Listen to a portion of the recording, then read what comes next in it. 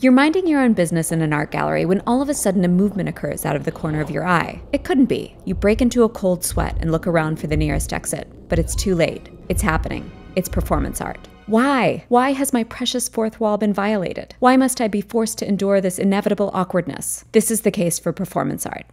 Performance art is a term used to describe art in which the body is the medium or live action is in some way involved. This is nothing new, of course. Human beings have always performed in front of each other through ritual, storytelling, dance, carnival, and on and on. But as art evolved, the word became known for describing specific things, mainly objects, like painting, sculpture, and drawing. Live action belonged to other disciplines like theater and ballet and opera. But during the course of the 20th century, artists began to incorporate live action into works and describe it as art. The Italian Futurists in the 19-teens saw performance as the only way to reach a mass audience, staging noise concerts and a kind of disruptive variety theater aimed at destroying, quote, the solemn, the sacred, the serious, and the sublime in art with a capital A. Think artists are kind of nuts? Well, the Futurists wanted you to think that, arguing the name of madman, with which it is attempted to gag all innovators, should be looked upon as a title of honor. Dada artists embraced the crazy as well, and built off the popularity of cabaret in post-World War I Germany. Artists Hugo Ball and Emmy Hennings opened Café Voltaire in 1916 in Zurich and invited artists and writers to come give musical performances and readings of all kinds. No one knew what might happen on any given night. It could be like this, or it could be like this.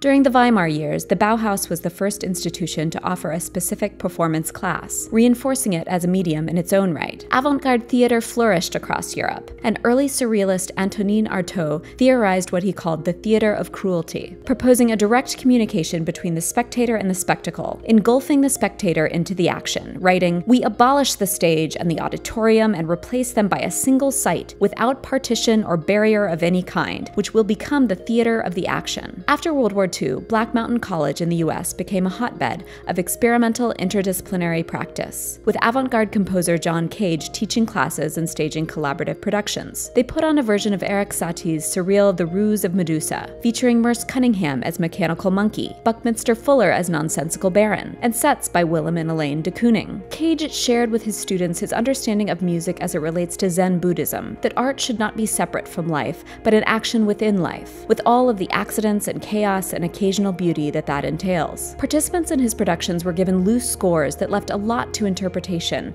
had unpredictable results, and were impossible to reproduce. Choreographer and dancer Merce Cunningham's revolutionary approach, also shared at Black Mountain, proposed that such ordinary movements as walking and standing could be considered dance. The boom of abstract expressionist painting in the 1950s emphasized the body's involvement in making art. It's obvious but easy to forget when you're looking at, say, a landscape, that every painting is a document of a series of actions that took place in the past. But with works like Jackson Pollock's, it becomes harder to ignore, with art critic Harold Rosenberg explaining the canvas began to appear to one American painter after another as an arena in which to act. What was to go on the canvas was not a picture, but an event. The Gutai group in Japan took these ideas a step further. In front of audiences, Kazuo Shiraga threw himself naked into a pile of wet mud. Saburo Murakami crashed through a row of paper screens. Tanaka Atsuko donned her electric dress. Back in Europe, Yves Klein embarked on a series for which he hired female models to cover themselves in paint and make imprints of their bodies on paper. Instead of walking through a room and glimpsing these things that happened in the past, here it is in the room with you, happening right now. The godfather of the happening, Alan Caprow, staged his first in 1959 at Rubin Gallery, stating on the invitation, "You will become part of the happenings. You will simultaneously experience them." Guests arrived with little idea of what would happen, both witness to and participant in loosely structured actions,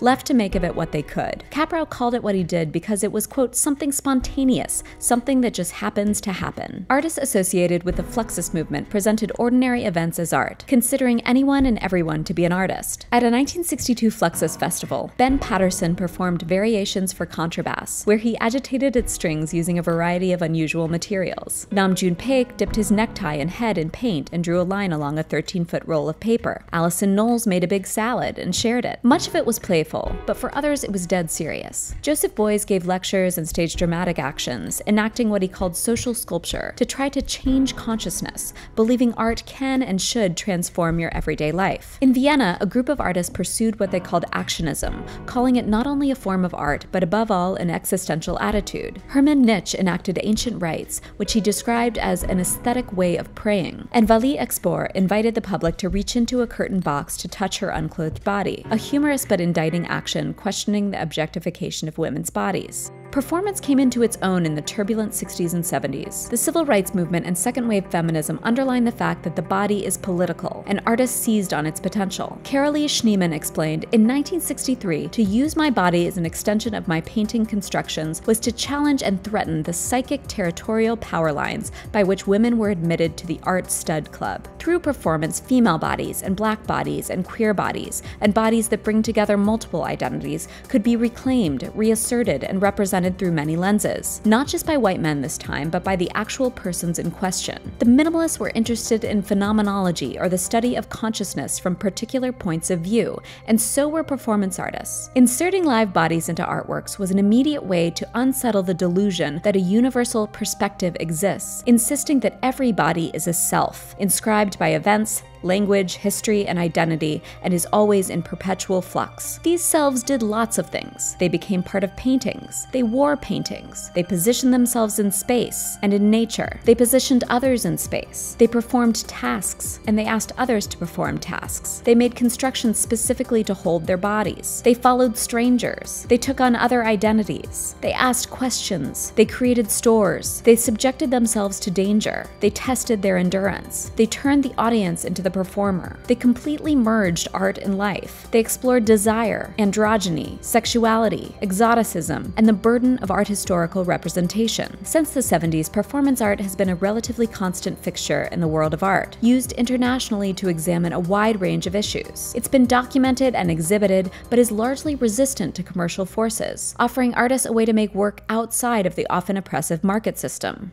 Performance today is so many different things. It's Caleb Lindsay singing as his alter ego, the melodramatic chanteuse Taiwan, whom he later declared dead. It's Aloran Calzadias, Olympic gymnast, performing choreographed routines on wooden replicas of airline seats at the Venice Biennale. It's Ryan McNamara being taught to dance in public. It's Kate Gilmore's bright pink house with women in white dresses swinging from its windows. It's Bennett Miller's Dachshund UN. It's Ragnar Kjartansen's Bliss, a 12-hour performance of the last minutes of Mozart's The Marriage of Figaro over and over again. And it's still the classic stuff like Marina Abramovic's wildly popular The Artist is Present, where the audience was invited to queue up and eventually face off with the artist. It should come as no surprise when Jay-Z, inspired by Abramovic's work, called his music video a performance art film, arguing concerts are pretty much performance art with the venues changed. Performance art was born of interdisciplinary thinking and still thrives in those spaces in between. Think art's a scam masterminded by the rich and ridiculous? Well, so have a lot of artists who have used performance as a strategy to deliberately offend,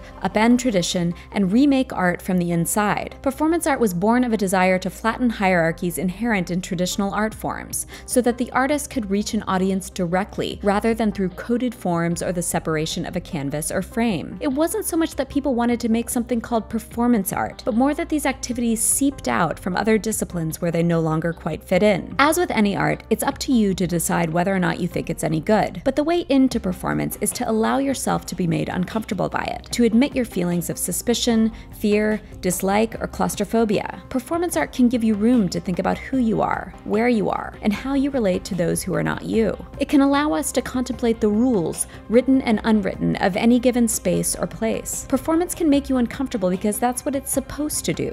It's designed to do. Don't leave the room. Stay. Be uncomfortable. Revel in the mystery of what may or may not occur. Think about why you're feeling the way you're feeling. Invite the discomfort. Invite the unknown. You and artists and art will be better for it.